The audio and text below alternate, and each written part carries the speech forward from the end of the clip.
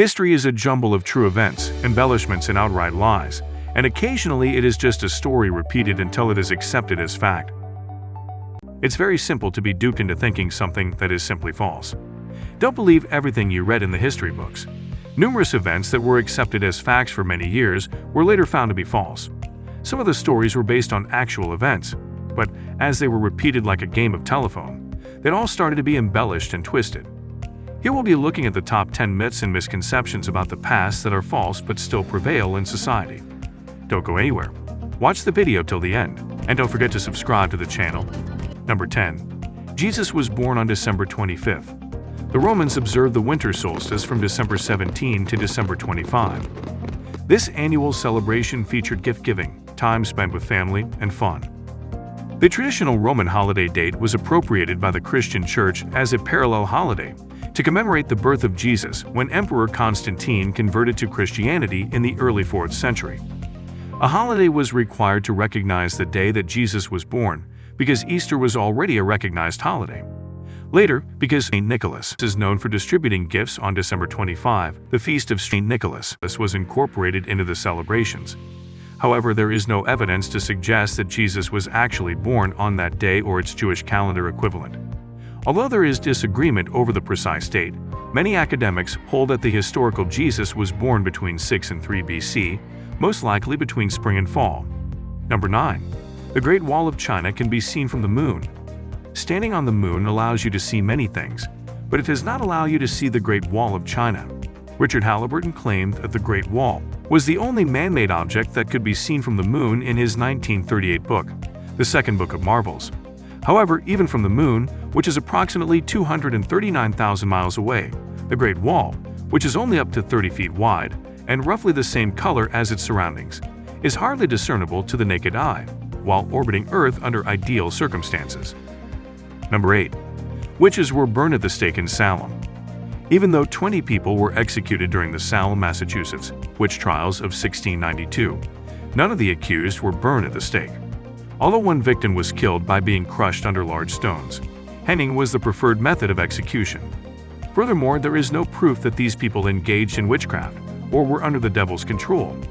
Today, historians concur that both they and the townspeople who attacked them were afflicted by widespread hysteria. Others think the accusers suffered from a physical condition and may have even experienced hallucinations as a result of eating contaminated rye bread. Number 7. Baseball was invented by Abner Doubleday. Contrary to what many people think, Abner Doubleday did not create baseball. A committee was established in 1907 to record the history of baseball's beginnings. The committee concluded that Abner Doubleday created a diamond-shaped diagram for a game he called Town Ball in Cooperstown, New York, in 1839 when he was a young child. Even though Doubleday was enrolled at West Point in 1839 and is not known to have played the game he is supposed to have invented, the tale is simply a myth. Today, it is widely acknowledged that the game was created by Alexander Joy Cartwright, a skilled draftsman and New York bank teller. Abner Doubleday has never been inducted into the Baseball Hall of Fame, but he is referred to on a plaque there as the father of modern baseball. 6. Glass slippers were worn by Cinderella. The legend that Cinderella wore glass slippers to the ball is untrue, despite the claims of historians who will tell you otherwise. There are more than 500 variations of the traditional fairy tale, some of which date back to the 9th century. Each story features a magic ring or pair of slippers for Cinderella that are made of gold, silver, or some other rare metal and occasionally decorated with gems, but they are never made of glass. Cinderella wore pantufles en verre, also known as slippers of white squirrel fur, in the earliest French adaptations. The word verre had completely disappeared from the French language by the time French author Charles Perrault wrote his version of the story, Cinderella, in 1697.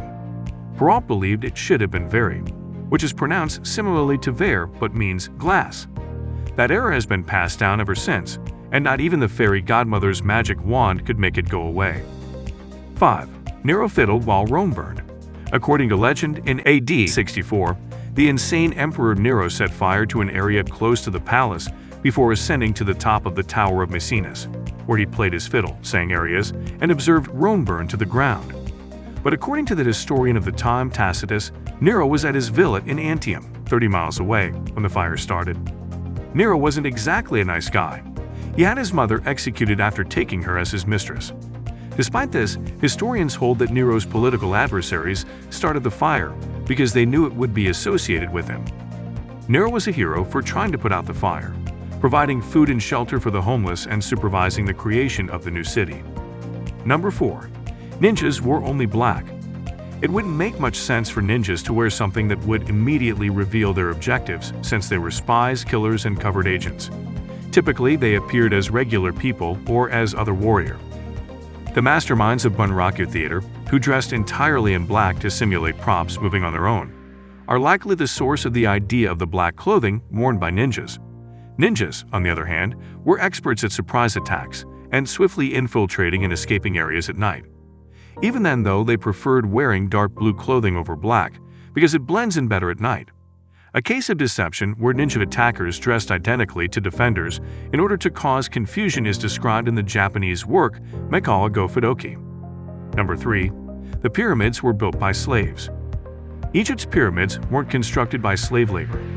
Herodotus, an ancient Greek historian, once claimed that the pyramid builders were slaves, giving rise to a widespread legend.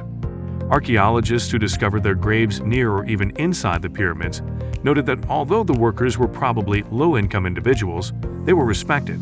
They would never be respected enough to be buried there as slaves. The idea that the pyramids haven't changed since they were built is another myth about them. The Great Pyramids were originally covered in white limestone that had been gold-plated. However, that outer layer has since been washed away. Number 2. Horns were on the Vikings' helmets. A horn helmet almost certainly comes to mind when you think of a Viking, but that is almost certainly not the case. Once more, the idea of Vikings donning horn helmets was taken from the visual arts, specifically the scenography of an 1876 production of Richard Wagner's opera cycle, Der Ring des Nibelungen. Another legend involving Vikings involves the infamous incident when King Canute allegedly ordered the tides to retreat in a fit of delusional arrogance. It is much more likely that he was attempting to demonstrate to his people that neither man nor nature can be controlled. Number 1. There were no chastity belts in the Middle Ages. There is a lot of conjecture surrounding medieval tools like chastity belts. Nearly all of the contraptions in use today are either fakes or anti-masturbatory artifacts from the 19th or 20th centuries, when it was widely believed that masturbation could cause insanity. Dr. John Harvey Kellogg, best known for developing the well-known breakfast food Corn Flakes, advocated for complete abstinence in 1878, quoting another physician, Adam Clark, and asserting that neither the plague nor war, nor smallpox, nor similar diseases have produced results so disastrous to humanity as the pernicious habit of onanism. People of the Middle Ages were wiser. That was all for today's video. Tell us your views in the comments section. Also, if you enjoyed the video, don't forget to give a thumbs up to this video. And if you are new to the channel, remember to subscribe to the channel for more amazing videos. Thank you very much for taking the time to watch this video. We'll see you soon in the next video.